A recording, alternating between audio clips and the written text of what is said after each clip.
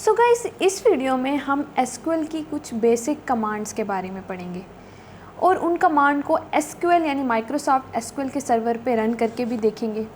थोड़ा सा डेटाबेस बनाएंगे और फिर उस डेटाबेस से अपनी डिज़ायर्ड जो हमें डेटा चाहिए यानी जो फैच करना है हमें, उसको भी हम प्रिंट कराएंगे।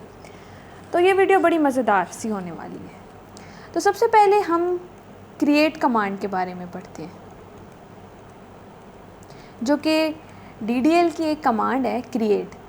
ये टेबल बनाने के लिए हम इसे इस्तेमाल करते हैं, यानी अगर हमने अपना एक डेटाबेस बनाना है और हमने एक स्ट्रक्चर फॉर्म में डेटा बनाना है तो हमने एक टेबल क्रिएट करना होगा। अब उस टेबल में हम कोई डेटा स्टोर कराएंगे, लेकिन हम उस टेबल को बनाएंगे कैसे, तो उसके लिए हम इस क्रिएट कमांड का इस्तेमाल करेंगे। अब इसमें क्या होगा कि हमें ये कीवर्ड लिखना होगा क्रिएट का, और अगर हमने टेबल बनाना है तो हमें आगे लिखना होगा कि हम टेबल बना रहे हैं। इसके आगे हम टेबल का नाम लिखेंगे। यहाँ तक तो हो गया ये क्लियर। उसके बाद हमने अब उस टेबल के अंदर हमने कौन कौन से एट्रीब्यूट ऐड करने। फ़र्ज़ करें हम टेबल बना रहे हैं स्टूडेंट का, तो स्टूडेंट की आईडी हो सकती है, स्टूडेंट का नाम हो सकता है, उसकी एज हो सकती है, वो किस क्लास में पढ़ता है वो हो सकता है। तो ये जो सारे एट्रीब्यूट होंगे ये कॉलम वाइज इस टेबल के अंदर ऐड होंगे। तो यहाँ पे हमारे पास आ जाएगा कॉलम 1 और फिर उसके आगे हम उसका डेटा टाइप लिखेंगे कि ये इसमें अगर हम स्टूडेंट की आईडी डाल रहे हैं तो वो किस डेटा टाइप की होगी। अब हमें पता है कि आईडी हमेशा इन डेटा टाइप की होती है। इस तरह से हम कॉलम 2 लिखेंगे, उसकी भी डेटा टाइप लिखेंगे, और इस तरह से हम जो जो एट्रीब्यूट ऐड करते जाएंगे यहाँ पे वो कॉलम की शक्ल इख्तियार करता जाएगा हमारे टेबल के अंदर। तो इस तरह से हम क्रिएट की कमांड यूज़ करके अपने डेटाबेस में एक टेबल क्रिएट कर सकते हैं। दूसरी कमांड है हमारे पास, इसके साथ मैं पढ़ाती चलूँ आपको, इंसर्ट की कमांड। अब हमने टेबल तो बना लिया, अब हमने उस टेबल के अंदर डेटा इंसर्ट करना है। यानी कि मेरे पास एक टेबल बन गया यहाँ पे, इसको हम बनाते हैं ये। इसमें मैंने 3 कॉलम ऐड कर दिए, यानी एक है स्टूडेंट की आईडी, एक है उसका नेम, एक है उसकी एज। अब जो इंसर्ट की कमांड जो कि हमारे पास है DML की कमांड, डेटा मैनिपुलेशन लैंग्वेज की, इसमें हम डेटा इंसर्ट करेंगे। यानी अगर हमने इसमें डेटा इंसर्ट करना है तो उसके लिए हम इंसर्ट की कमांड यूज़ करेंगे। और इंसर्ट की कमांड जो है वो रो वाइज डेटा को इंसर्ट करेगी, यानी कि हमने पूरी एक रो इंसर्ट करनी है। अब रो वाइज क्या कि पहले वो उसमें हम स्टूडेंट की आईडी लिखेंगे, फिर स्टूडेंट का नेम लिखेंगे और फिर एज लिखेंगे। हम पूरी एक रो को इंसर्ट करेंगे। हम इसको अभी एसक्यूएल सर्वर में करके भी देखेंगे। तो इसके लिए क्या होगा कि हमने इंसर्ट लिखना होगा यहाँ पे, इंसर्ट इनटू जो हमने टेबल बनाया है उसका नाम। जैसे कि अगर मैंने यहाँ पे स्टूडेंट का टेबल बनाया तो मैं उसका नाम लिख लूँगी, तो मैं यहाँ पे अभी एक टेबल नेम लिखेंगे और यहाँ पे हमने जो जो कॉलम बनाए होंगे, जैसे कि यहाँ मैंने अगर उसका कॉलम 1 बनाया है, कॉलम 1 का नाम लिखेंगे। इस तरह से कॉलम 2 का, जितने भी हमारे पास हमारे टेबल के अंदर जो कॉलम होंगे वो हम यहाँ लिख देंगे। फिर हम वैल्यूज़ लिखेंगे और इन वैल्यूज़ को इंसर्ट कर देंगे। एक तरीका ये है। दूसरा तरीका यह है कि हम सिंपल इंसर्ट लिख के, इंसर्ट इनटू टेबल का नाम लिख के और वैल्यूज़ लिख दें और यहाँ पे वैल्यूज़ को इंसर्ट कर दें। और अगर हमने एक से ज़्यादा रोज़ इंसर्ट करनी, यानी एक से ज़्यादा लोगों का डेटा इंसर्ट करना है, तो एक कामा यहाँ पे लगा के दोबारा इसी तरह से इंसर्ट कर दें। ये 2 तरीके हो गए हमारे पास करने के। अब इसके अलावा अगर हम साथ में सेलेक्ट की कमांड भी देख लेते हैं, जो कि DQL की थी, सेलेक्ट की कमांड। यहाँ पे मैंने आपको बताया था कि जो सेलेक्ट की कमांड है वो बेसिकली हम जो है वो DQL की कमांड है, DQL लैंग्वेज की है, और ये जो है वो प्रिंटिंग के लिए यूज़ होती है, यानी हमें डेटा प्रिंट कराना है। अब इसमें इसके भी दो तरीके हैं। अगर हमने सारा का सारा टेबल प्रिंट कराना है तो उसके लिए हम सेलेक्ट लिखेंगे, एक स्टार का सिंबल लिखेंगे और फ्रॉम लिख के टेबल का नाम लिख लेंगे।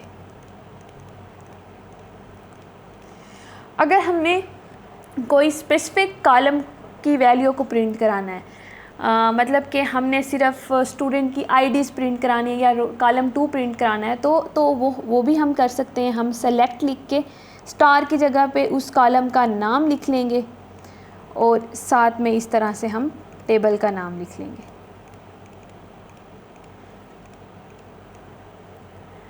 अगर हमने किसी स्पेसिफिक जगह की चीज़ को प्रिंट कराना है तो फिर हम उसमें वेयर की कंडीशन भी डाल सकते हैं। जैसे कि मैंने अगर वो कॉलम प्रिंट कराना है या वो रो प्रिंट करानी है, मैंने यहाँ पे मैंने वो कॉलम प्रिंट कराना है इस टेबल में से,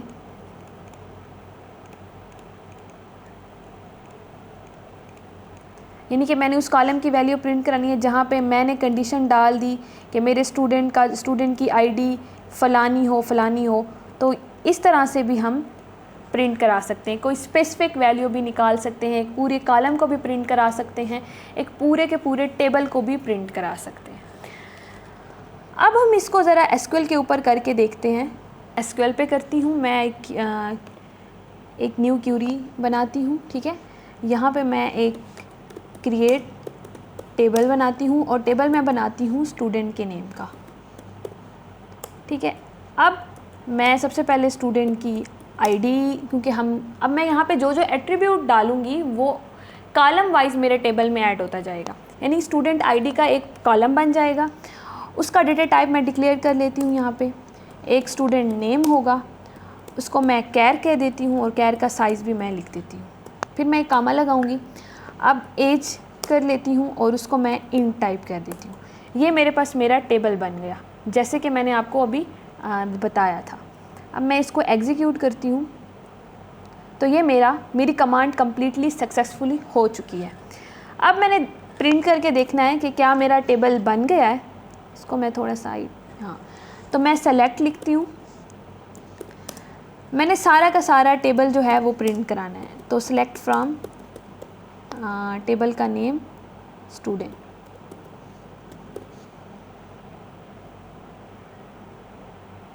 ये student ID, student name and age, ये मेरे पास तीनों कॉलम बन के आ गए। अब मैंने इसमें डेटा इंसर्ट कराना है। तो मैंने आपको बताया था कि मैं इंसर्ट इनटू टेबल का जो नेम है उसमें लिखूंगी टेबल नेम। अब यहाँ पे टेबल नेम हमारे पास क्या है, स्टूडेंट, यानी कि मैंने स्टूडेंट में इंसर्ट करना है। अब मेरे पास जो पहला जो मेरा कॉलम था वो था स्टूडेंट आईडी, फिर मेरे पास था स्टूडेंट नेम, फिर था एज। अब मैं यहाँ पे बारी बारी ये लिख देती हूँ ताकि मुझे बार बार जब मैं डेटा ऐड करने लगूँ तो मुझे प्रॉब्लम ना हो, मुझे पता हो कि ये इस तरह से चल रहा है, स्टूडेंट नेम और एज। अब मैंने वैल्यूज़ इंसर्ट करनी है।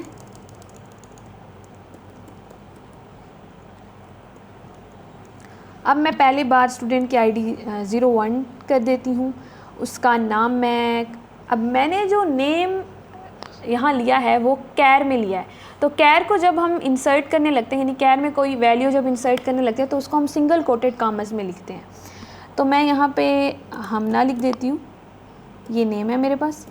फिर मैं इसकी एज लिख देती हूँ 20, ये मेरे पास एक डेटा आ गया।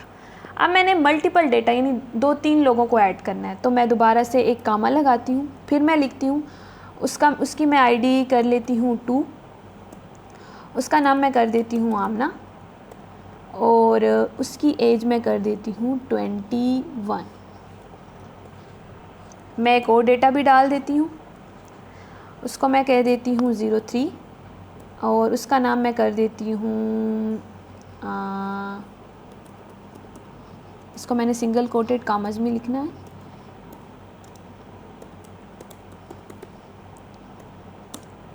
और इसकी एज मैं कर देती हूँ 90। अब मैं अपना ये सारा डेटा एग्जीक्यूट करती हूँ, इस पूरी क्यूरी को। यहाँ पे लिखा हो गया 3 रोज़ इफेक्टेड। मैंने आपको बताया था कि जब हम इंसर्ट की कमांड यूज़ करते हैं तो वो रो वाइज चलती है, यानी ये एक रो इंसर्ट हो गई, ये दूसरी रो इंसर्ट हो गई, और ये तीसरी रो इंसर्ट हो गई। तो अब अगर मैं टेबल को प्रिंट कराती हूँ सारी रोज़ एंड कॉलम को, तो ये मेरे पास इस तरह का डेटा आता है। तो ये है हमारी क्रिएट की कमांड, ये है हमारी इंसर्ट की कमांड, और ये है हमारी सेलेक्ट की कमांड। आई होप कि आपको यहाँ तक समझ आ गया होगा। अब हम आगे अपनी और कमांड को पढ़ते हैं। मैंने जो और कमांड पढ़ानी है वो है अल्टर की कमांड। अल्टर की जो कमांड है वो DDL की है, यानी कि ये टेबल के ऊपर काम करेगी। अब मैंने टेबल कोई बना लिया, ठीक है, और मुझे उसके अंदर एक और कॉलम ऐड करना है, ठीक है, एक ऐड करना है कॉलम, या मैंने बाद में कोई भी चेंजेस करनी है, किसी कॉलम को ख़त्म करना है, ड्रॉप करना है मैंने, और अब मैं दोबारा से तो टेबल बना नहीं सकती। अब जब हम बड़ा बड़ा डेटाबेस बनाएंगे तो बार बार तो टेबल नहीं बना सकते, तो हम अल्टर की कमांड यूज़ करके अपने उस टेबल में कुछ चेंजेस कर सकते हैं। तो इसका जो सिंटैक्स है वो ऐसे है कि हम अल्टर लिखते हैं, अल्टर लिख के हम टेबल लिखते हैं और टेबल का नेम लिखते हैं, टेबल नेम। फिर हमने अगर ऐड करना होता है, जैसे मैंने कोई कॉलम ऐड करना है एक और, तो मैं उस कॉलम का नाम लिखूँगी, ठीक है, कोई भी कॉलम मैंने ऐड करना है, और उसके बाद मैंने उसकी डेटा टाइप लिख देनी है यहाँ पे। तो इस तरह से ये अल्टर की कमांड चलती है। इसी के साथ हमारे पास एक अपडेट की कमांड भी है। अब अपडेट की जो कमांड है वो DML की, यानी ये डेटा के ऊपर काम करेगी।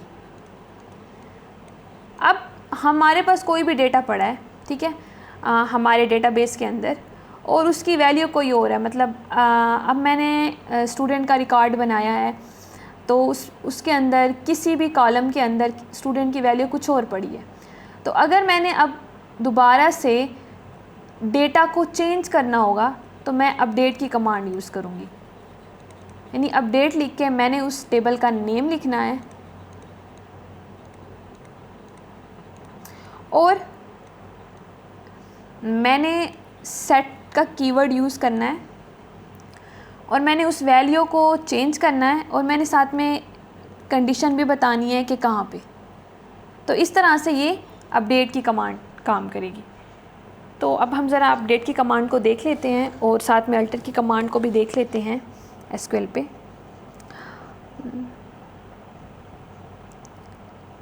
हम अपने SQL सर्वर में वापस आ गए। हमारे पास एक टेबल बना हुआ है, मैं इसको एक दफ़ा दोबारा रन कर देती हूँ। ये अब देखें कि मैं यहाँ पे नीचे अल्टर लिखती हूँ, अल्टर के बाद टेबल लिखूँगी, टेबल का नाम क्या है, स्टूडेंट, ओके।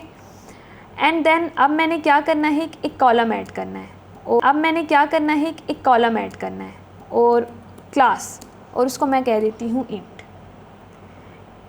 अब मैं इसको एग्जीक्यूट करती हूँ, ये कम्प्लीटली एग्जीक्यूट हो चुका है। देखते हैं कि क्या हमारे पास हमारे टेबल के अंदर क्लास का कॉलम आ चुका है। मैं इस लाइन को एग्जीक्यूट करती हूँ, ये हो गया एग्जीक्यूट। अब देखें क्लास का कॉलम आ चुका है, लेकिन मैंने उसकी कोई वैल्यू इंसर्ट नहीं की थी, तो बाय डिफ़ॉल्ट उसकी वैल्यू क्या आ गई है, नल नल नल। लेकिन मैंने टेबल के अंदर टेबल बनाने के बाद एक और कॉलम इंसर्ट किया है अल्टर की कमांड यूज़ करते हुए। अब मैंने इन वैल्यूज़ को अपडेट करना है जो कि नल हैं। तो मैंने आपको बताया था कि हम अपडेट की कमांड यूज़ करके टेबल के अंदर पड़ी हुई वैल्यूज़ का डेटा चेंज कर सकते हैं। तो अपडेट की कमांड का क्या सिंटैक्स था, अपडेट लिख के टेबल का नेम लिखना है जो कि मेरे पास यहाँ पे स्टूडेंट है, और मैंने वैल्यू सेट करनी है क्लास के अंदर कि ये मेरे पास 12 स्टैंडर्ड के बच्चे हैं, ओके। और कंडीशन क्या है, स्टूडेंट आईडी, यानी कि मैंने हमना का डेटा जो है यहाँ पे क्लास का 12 करना है, तो उसकी स्टूडेंट आईडी क्या है, 1। अब मैं इसको रन करती हूँ, ये 1 रो इफेक्टेड, यानी कि मैंने जो ये अपडेट की कमांड लिखी है ये उस स्टूडेंट आईडी जिसकी 1 है उस रो के ऊपर ये चल चुकी है। अब मैं ज़रा इसको दोबारा से रन करती हूँ, तो देखिए यहाँ हमना की जो क्लास की वैल्यू थी वो नल से 12 में अपडेट हो चुकी है, लेकिन आमना और हफ्सा की अभी तक नल है। तो मैं इनको भी कर देती हूँ, यहाँ पे 2 करके मैं इसको अपडेट कर देती हूँ, और यहाँ पे मैं 3 करके इसको भी अपडेट कर देती हूँ। देखें, इसकी वैल्यू भी अपडेट हो गई, इसकी वैल्यू भी, इसकी वैल्यू भी। तो इस तरह से हमने अपडेट की कमांड यूज़ करके डेटा को अपडेट किया और अल्टर की कमांड यूज़ करके टेबल को एक तरह का चेंज किया। अब मैंने आपको ये बताया था कि हम सेलेक्ट की जो ये कमांड है, यहाँ पे इसको मैं ज़रा यहाँ लिख लेती हूँ नीचे,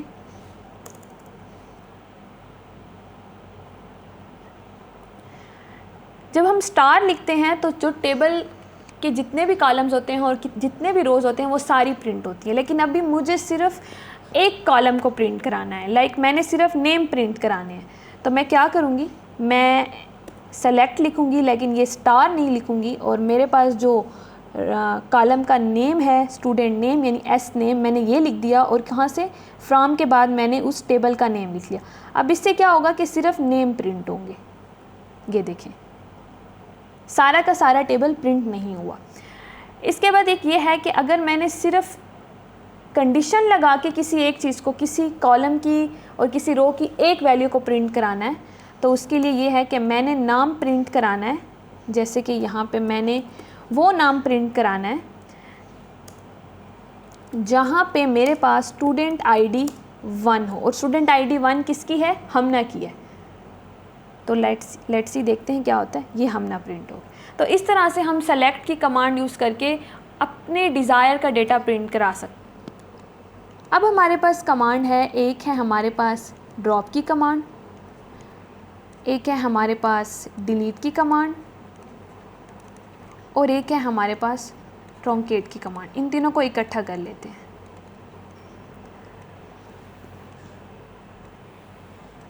ठीक है, अब ये जो ड्रॉप की कमांड है ये हमारे पास DDL की है। इस तरह से ये जो ट्रंकेट की कमांड है ये हमारे पास ये भी DDL की है, और डिलीट की कमांड DML की है, यानी कि ये डेटा को डिलीट करेगी। ये टेबल के अंदर किसी कॉलम को चेंज करेगी, किसी कॉलम को डिलीट करेगी या टेबल को का डेटा डिलीट करेगी, और ट्रंकेट की कमांड। अब सबसे पहले ये है कि हमारे पास जो ये ट्रंकेट की कमांड है ये टेबल के अंदर जो डेटा होता है उसको ख़त्म करती है, लेकिन टेबल को ख़त्म नहीं करती। यानी टेबल के कॉलम वैसे के वैसे रहते हैं, लेकिन जितनी भी हमने रोज़ इंसर्ट की होती हैं ये उसको डिलीट कर देती है। लेकिन ये जो ड्रॉप की कमांड है ये टेबल को भी उड़ा देती है, और साथ साथ उसका जो डेटा पड़ा होता है उसको भी ख़त्म कर देती है। लेकिन अगर हम इस ड्रॉप की कमांड को अल्टर की कमांड के साथ यूज़ करें, अल्टर के साथ, तो हम किसी एक कॉलम को ख़त्म कर सकते हैं। फिर हमारे पास आती है ये डिलीट की कमांड। ये DML की है, यानी डेटा मैनिपुलेशन लैंग्वेज की है। ये डेटा के ऊपर काम करेगी, यानी अगर हमने किसी भी रो में से ये पूरी रो पे इफेक्ट, किसी भी रो को डिलीट करना होगा टेबल में, तो ये उस पे काम करेगी। अब हम इसको करके देखते हैं। ट्रंकेट जो होगा वो डेटा को ख़त्म करेगा लेकिन टेबल को ख़त्म नहीं करेगा। ड्रॉप जो होगा वो टेबल और डेटा दोनों को ख़त्म कर देगा, और डिलीट जो होगा ये किसी एक रो को ख़त्म करेगा। हम साथ में कोई कंडीशन भी देंगे। ठीक है, अब हम इसको करके देखते हैं।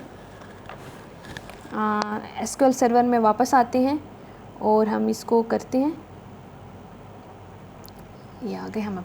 अब मेरे पास जो मेरा डेटा है वो ये है, ये सारा डेटा है, ठीक है। सबसे पहले मैं डिलीट की कमांड यहाँ इस्तेमाल करती हूँ, यानी डिलीट, और मेरे पास डिलीट की कमांड है, और डिलीट मैंने कहाँ से करना है, फ्रॉम टेबल का जो डिलीट फ्रॉम टेबल का जो नेम है, लाइक मेरे पास टेबल का नेम है यहाँ पे स्टूडेंट, ठीक है।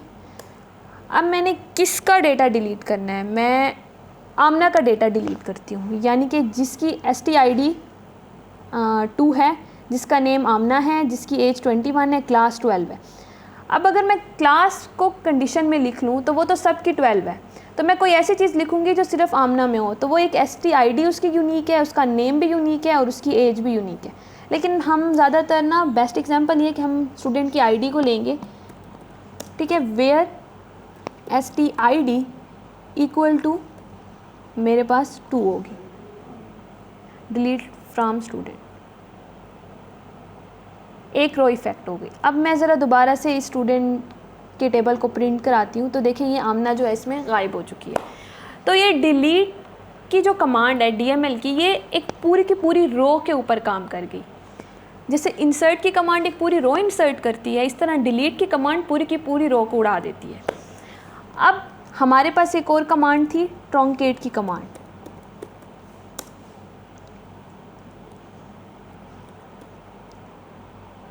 ट्रंकेट टेबल स्टूडेंट, ये क्या करती है, हमारे पास जो हमारा डेटा होता है टेबल के अंदर, ये उस सारे डेटा को ख़त्म कर देती है, लेकिन हमारा टेबल का जो स्ट्रक्चर है वो वैसे का वैसे रहता है। यानी कि टेबल के अंदर जो हमने कॉलम इंसर्ट किए होंगे वो वैसे होंगे, सिर्फ डेटा ख़त्म हो जाएगा।